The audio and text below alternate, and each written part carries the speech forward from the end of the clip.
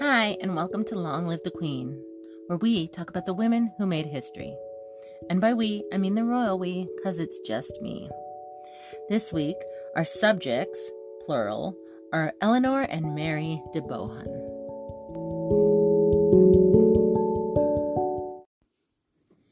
This week we have another sister episode because history is always safer if you bring a buddy. Well, not always.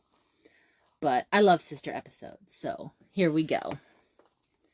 Eleanor DeBohun was born in 1366. Like many others before her, during the reign of King Edward III, the goat of medieval English royalty. He's kind of a big deal, and it'll be a while before we see another one of him. She was joined just 4 years later by her sister Mary. Eleanor and Mary DeBohun were the only two children of Humphrey Bohun and his wife, Joan Fitzalan. Humphrey DeBohun was the 7th Earl of Hereford, 6th Earl of Essex, and 2nd Earl of Northampton.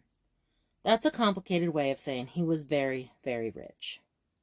He wasn't a duke, but he was an earl times 3, and that's duke adjacent for sure. And he had no sons, and only 2 daughters. A very rich noble with only 2 daughters. If you listen to the episode with Blanche of Lancaster, you probably see where this is headed. In 1376, Edward the Black Prince died. He had been set to inherit his father's throne, but he and his oldest son had predeceased King Edward III, leaving only Prince Richard as the new heir. But Prince Richard was still only 9. He did also have 3 living uncles: John of Gaunt, Duke of Lancaster, Edmund of Langley, Duke of York, and Thomas of Woodstock, Duke of Gloucester. As we talked about before, Richard, Edmund, and Thomas were the 3rd, 4th, and 5th sons, respectively, of King Edward III. And Edward declared that they would all need rich wives with no brothers because they needed an income. Edward was getting older and trying to get his affairs in order. He had married John to Blanche of Lancaster, check. He had married Edmund to Isabella of Castile, check. Now to find a wife for his youngest son, Thomas. There were only so many heiresses without brothers to go around, and Thomas was the youngest of the king's 5 sons. King Edward was now 63 and not likely to live long. He needed to find his 22-year-old son Thomas a wife, and quickly. Like the Lancasters and the Castilians before them, the Bohuns had 2 daughters, and they had enough money to buy their way into the royal family. It's the Lancasters all over again. The only problem with that is that Humphrey DeBohun's daughters in 1376 were only 10 and 6. But with all those sons to marry, they were still the oldest available heiresses. And because it's still the 14th century, it's not a problem. Just marry the 10-year-old to the 22-year-old prince. Ew. Thankfully, she didn't have a baby for another 5 years, and hopefully that means this was a business deal marriage. But what to do with the 6-year-old Mary? If she got married later, Thomas would have to share the inheritance with her husband.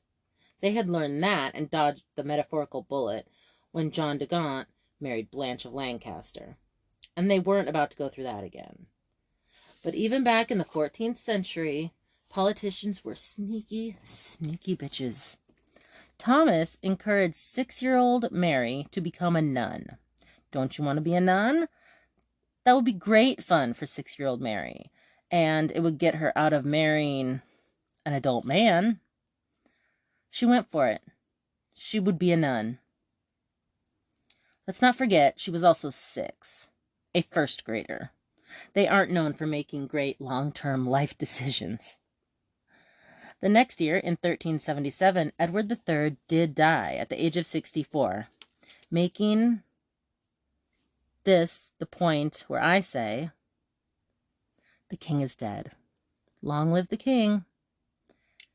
And with that, the story is synced in our heads with the previous episodes. John of Gaunt was living with Catherine Swynford, acting as Lord Protector of the realm, and John of Gaunt was his father's son, so he was on the hunt for a rich heiress to marry his son, 13-year-old Henry of Bolingbroke.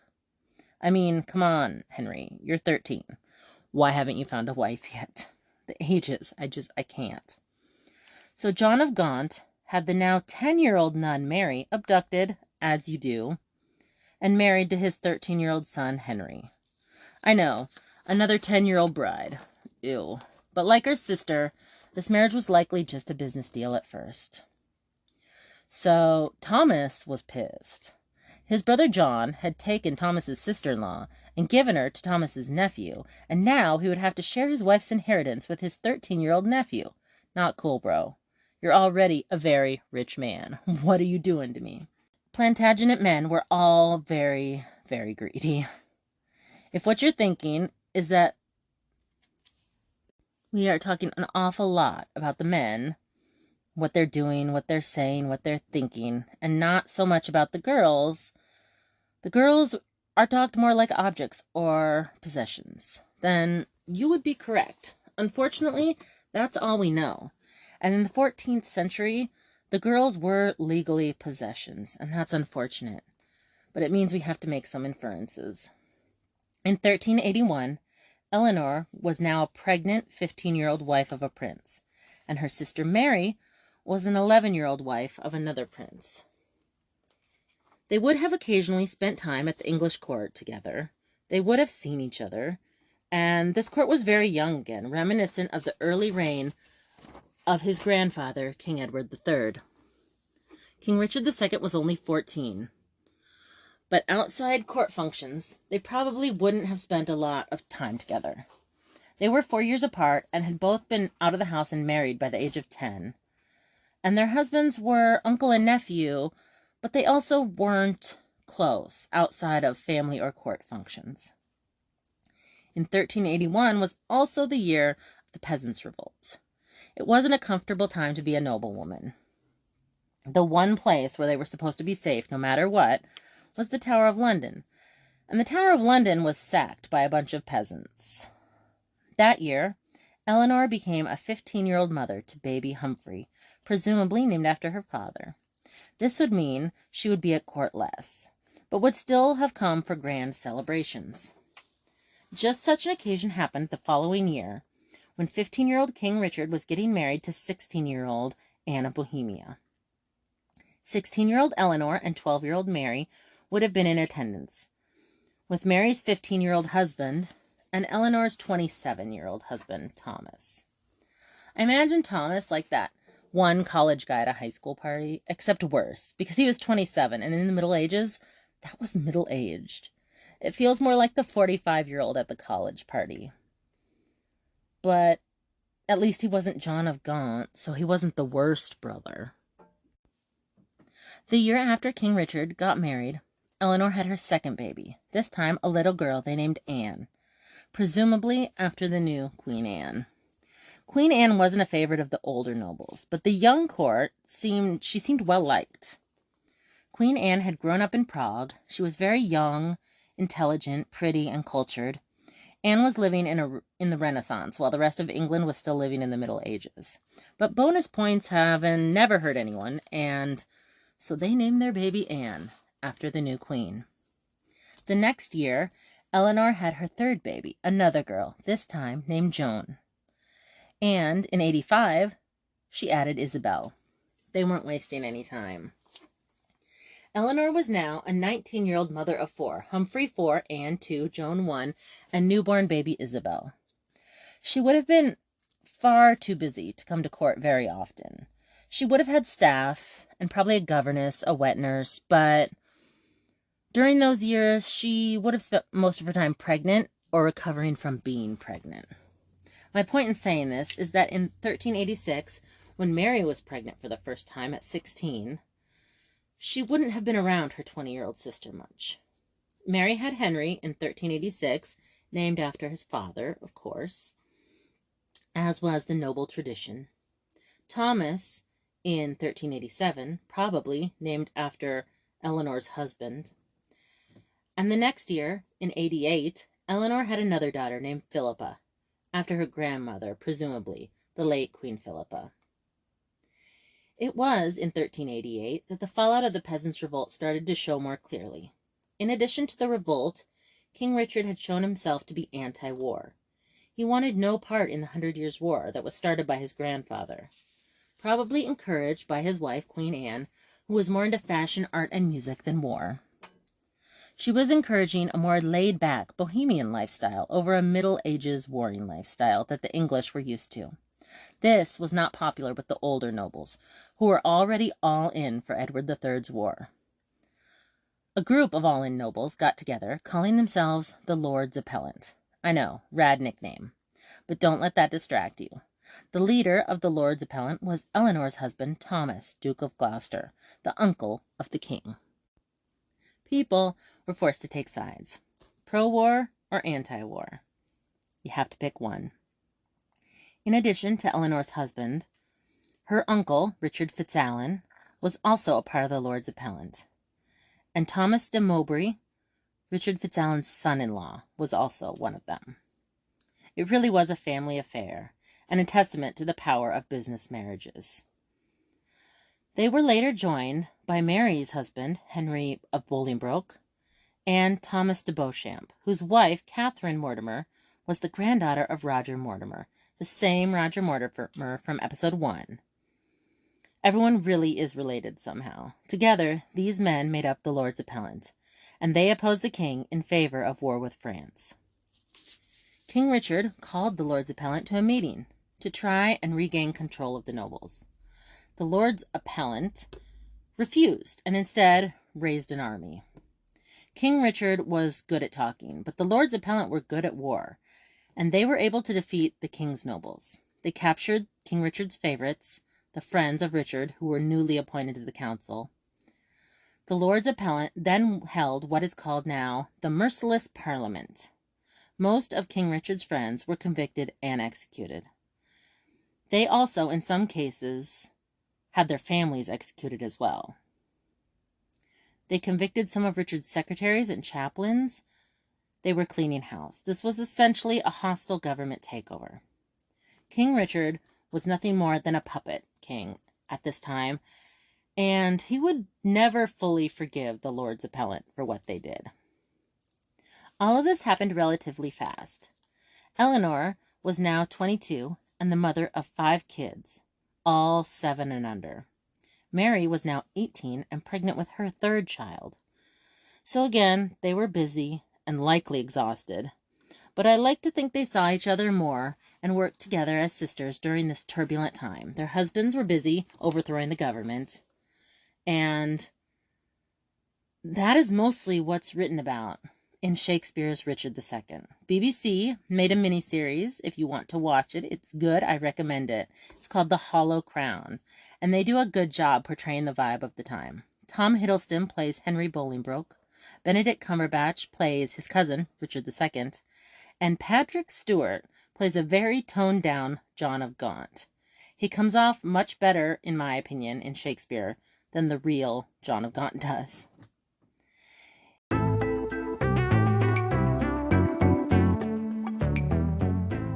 Post-production note: when I said Tom Hiddleston played Henry IV, I was mistaken. Tom Hiddleston plays Henry V. Jeremy Irons plays King Henry IV. In 1389, Eleanor had 5 children, and she was done. Her husband was quite a bit older than her and busy overthrowing the government. He was away a lot, and 5 kids in 7 years is a lot. Mary, on the other hand, had Henry in 86, Thomas in 87, John in 89, Humphrey in 90, Blanche in 92, and Philippa in 94. Similarly to her sister, she had 6 kids in 8 years. This was not a safe time for childbearing. At the time, 1/3 of women died during their childbearing years. Some of plague or other illnesses, but a huge part of that was death in childbirth or from childbed fever, which was the infection that so often followed an otherwise successful birth. Gynecology was not at its peak. They assumed a vagina was just an inside-out penis, folded inside instead of outside, and that was pretty much the extent of it. That's what they understood. In 1394, when Mary had her 6th child, Philippa, she unfortunately didn't survive. She died at the young age of 26, having her 6th child. She was survived by her husband Henry Bolingbroke, now 29, and her children, Henry 8, Thomas 7, John 5, Humphrey 4, Blanche 2, and the new baby Philippa, who also survived, leading me to believe that it was childbed fever that killed her mother. In fact, all 6 of Mary's children survived into adulthood, which was also rare at the time. And they include 1 king, 1 queen, 3 dukes, and an electress palatine, which, if you don't know, was kind of a countess for the Holy Roman Empire. Yes, they were still trying to make the Roman Empire a thing in the 14th century. Mary didn't live long, but she helped contribute to the rise of the House of Lancaster, which will be important later in our story. Just 2 years after losing her younger sister, Eleanor then lost her husband Thomas, Duke of Gloucester. Though Eleanor was still only 31, she chose not to get remarried, and as a royal duchess, she was allowed to make that decision, choosing instead to become a nun. She then also died just 2 short years later at the age of 32 or 33. Her oldest son, Humphrey, died just before her at the age of 18, and it was said that she died of sorrow. She was survived by 3 of her children, Anne, 16, Joan, 15, and Isabel, 14. Her youngest daughter, Philippa, had died young. The 3 girls ended up being a countess, a baroness, and a nun. The Bohun sisters died young, in a time of turmoil. They were wildly overlooked. They were both married very young, and mothers at not much older. They were barely done becoming adults when they died. And that is where we will leave it for this week. Kind of a low point to leave it. But in a time when it was dangerous to be a woman, both Eleanor and Mary navigated it exceptionally well, in my opinion. Their flames burned bright and went out way too early. But they lived life as full as they could at the time. What did you think about the Bohun sisters or their husbands and all of their extra drama? You can let me know by emailing me at longlivethequeenpodcast@gmail.com or on Facebook or Instagram at Long Live the Queen Podcast. Long live to all today's queens, and until next week, bye.